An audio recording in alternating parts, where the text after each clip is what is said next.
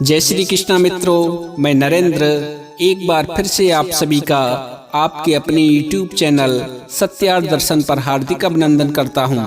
मित्रों, हम इस चैनल पर आपको ऐसी प्रेरणादायक कहानियां और गूढ़ रहस्यों से भरी गाथाएं सुनाते हैं जो न केवल आपके जीवन को दिशा देती हैं बल्कि आपकी सोच को भी नया आयाम देती हैं।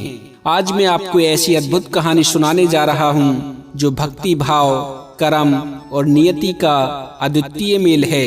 ये कहानी है बैकुंठ धाम के उन द्वारपालों की जिनका नाम इतिहास के पन्नों में अमर है, जय और विजय। क्या आप जानते हैं कि भगवान विष्णु की ये प्रिय भक्त जिन्होंने उनकी सेवा में अपना पूरा जीवन समर्पित कर दिया, आखिर क्यों श्रापित होकर मृत्यु लोक में जन्म लेने को विवश हुए? क्या वजह थी कि इन भक्तों ने स्वयं भगवान के शत्रु बनने का विकल्प चुना? और ऐसा क्या हुआ कि इन्हें 3 जन्म तक धरती पर भटकना पड़ा और हर बार भगवान विष्णु ने ही इनका अंत किया? इस कहानी में न केवल रोमांच है बल्कि गहरा आध्यात्मिक संदेश भी छिपा हुआ है। तो जुड़िए हमारे साथ इस रोचक और प्रेरणादायक सफर में, जहां आज हम आपको सुनाएंगे जय विजय की अनसुनी और रहस्यमय कथा। तो चलिए साथियों, बिना समय गवाए शुरू करते हैं आज की ये पौराणिक कहानी। बैकुंठ धाम जहाँ साक्षात दिव्यता का वास है, वहाँ भगवान विष्णु का निवास है। चारों ओर सुखद प्रकाश, मधुर संगीत और भक्तों का भक्ति भाव फैला हुआ था। इस पवित्र धाम के द्वार पर भगवान के प्रिय द्वारपाल जय और विजय सदैव सतर्क और निष्ठावान खड़े रहते थे। उनके लिए अपने प्रभु की सेवा से बढ़कर और कुछ भी नहीं था। एक दिन एक अद्भुत घटना घटी। ब्रह्मा जी के मानस पुत्र सनक, सनंदन, सनातन और सनत कुमार, जो ब्रह्मांड के सबसे पवित्र और ज्ञानी ऋषि माने जाते थे, भगवान विष्णु के दर्शन के लिए बैकुंठ आए। इन चारों ब्राह्मण कुमारों का स्वरूप भले ही बालकों जैसा था, परंतु उनका ज्ञान और तप अद्वितीय था। बैकुंठ के द्वार पर पहुंचकर उन्होंने जय और विजय से कहा, हे द्वारपालो, हमें भगवान विष्णु के दर्शन करना है, हमें भीतर जाने दो।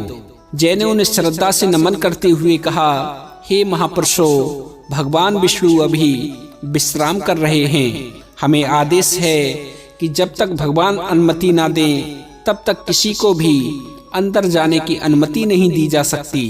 यह सुनकर सनंदन ने नाराज होकर कहा, भगवान तो सर्वत्र हैं, उनके दर्शन के लिए किसी अनुमति की आवश्यकता नहीं होती। तुम हमें रोकने वाले कौन होते हो? विजय ने विनम्रता से उत्तर दिया, हे ऋषिवर, हमारा कार्य भगवान के आदेशों का पालन करना है। आपकी बात तर्क संगत हो सकती है, परंतु हमारा धर्म यही है कि हम अपने प्रभु के आदेश का पालन करें। जय और विजय के इन शब्दों ने ब्राह्मण कुमारों को क्रोधित कर दिया। सनत कुमार बोले, तुम दोनों का ये व्यवहार घमंड से भरा हुआ है, इसीलिए हम तुम्हें श्राप देते हैं कि तुम स्वर्ग लोक के सुख से वंचित होकर मृत्यु लोक में जन्म मरण के बंधन में फंस जाओ। श्राप सुनकर जय और विजय सन्न रह गए। उनके नेत्रों से अश्रुधारा बहने लगी। वे घुटनों के बल बैठकर भगवान विष्णु को पुकारने लगे कि हे प्रभु, हमने तो केवल आपके आदेश का पालन किया, क्या ये अपराध इतना बड़ा था कि हमें बैकुंठ से वंचित कर दिया जाए? उनकी पुकार सुनकर भगवान विष्णु तुरंत प्रकट हुए। उनकी उपस्थिति से वातावरण पवित्र हो गया। भगवान ने करुणा भरे स्वर में कहा, हे मेरे प्रिय भक्तों, मुझे तुमसे ये सुनकर बड़ा दुख हुआ, परंतु ब्राह्मण कुमारों का श्राप अटल है। मैं इसे समाप्त नहीं कर सकता, क्योंकि ऐसा करने से उनके तप और कर्मों का अपमान होगा, लेकिन मैं इसे संशोधित अवश्य कर सकता हूँ। भगवान विष्णु ने जय और विजय को 2 विकल्प दिए। भगवान विष्णु ने पहला जो विकल्प दिया वह था कि तुम 7 जन्मों तक मेरे भक्त बनकर जन्म लो। दूसरा, 3 जन्मों तक मेरे शत्रु बनो और मेरे हाथों से मोक्ष प्राप्त करो। अब तुम अपनी इच्छा चुनो, तुम क्या चाहते हो? जय और विजय ने तुरंत कहा, हे प्रभु, हम आपके बिना एक पल भी नहीं रह सकते। 7 जन्म बहुत लंबी बात है। हम 3 जन्म शत्रु बनना स्वीकार करते हैं ताकि शीघ्र ही आपके पास लौट सकें। भगवान विष्णु ने उनकी भक्ति से प्रसन्न होकर कहा, तथास्तु, मृत्युलोक में तुम्हारे 3 जन्म तुम्हारे कर्मों का प्रायश्चित होंगे। हर जन्म के अंत में तुम्हें मेरे दर्शन होंगे और मोक्ष प्राप्त होगा। मित्रों, इस प्रकार जय और विजय ने मृत्युलोक में आकर हिरण्याक्ष और हिरण्यकश्यप नामक दैत्यों के रूप में जन्म लिया। हिरण्याक्ष ने अपनी शक्ति का दुरुपयोग कर पृथ्वी को समुद्र में छिपा दिया। भगवान विष्णु ने बराह अवतार लेकर उसका वध किया और पृथ्वी को पुनः स्थापित किया। हिरण्यकश्यप ने नारायण का घोर विरोध किया।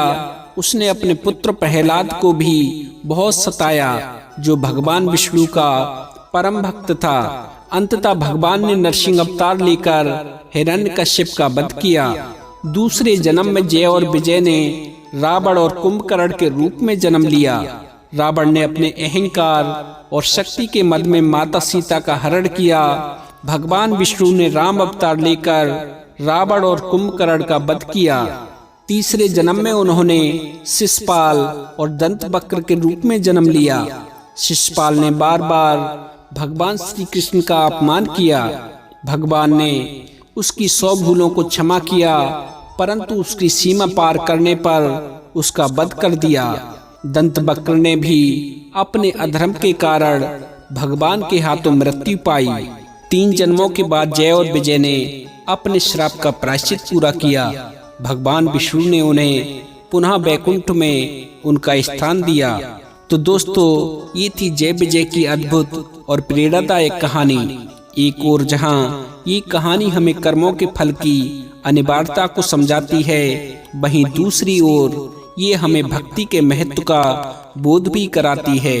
जय और विजय का जीवन हमें सिखाता है कि चाहे परिस्थितियां कैसी भी हों, ईश्वर के प्रति अडिग श्रद्धा और निष्ठा हमें हर कठिनाई से पार लगा सकती है। भक्ति का मार्ग सदा सरल और सुखद होता है, जबकि अहंकार और बैर का मार्ग कष्टों से भरा होता है। 3 जन्मों तक कठिनाइयां झेलने के बाद भी जय और विजय ने अपने प्रभु पर विश्वास बनाए रखा और अंततः वैकुंठ लौटने का सौभाग्य प्राप्त किया। यह दर्शाता है कि ईश्वर अपने भक्तों को कभी नहीं छोड़ते, चाहे उनके कर्मों का परिणाम कितना ही कठिन क्यों ना हो। दोस्तों, अगर ये कहानी आपको अच्छी लगी हो और इससे कुछ सीखने को मिला हो, तो इसे अधिक से अधिक लोगों तक पहुंचाने में हमारी मदद करें। वीडियो को लाइक करें, हमारे चैनल सत्यार्थ दर्शन को सब्सक्राइब करें और अपनी राय हमें कमेंट के माध्यम से अवश्य बताएं। तो साथियों, आज के लिए बस इतना ही। मिलते हैं अन्य ज्ञानवर्धक वीडियो में। तब तक के लिए आप सभी भक्तों को मेरी तरफ से जय श्री कृष्णा, जय श्री राधे, जय श्री श्याम। बोली श्री बाके बिहारी लाल की जय। जय जय श्री राधे श्याम।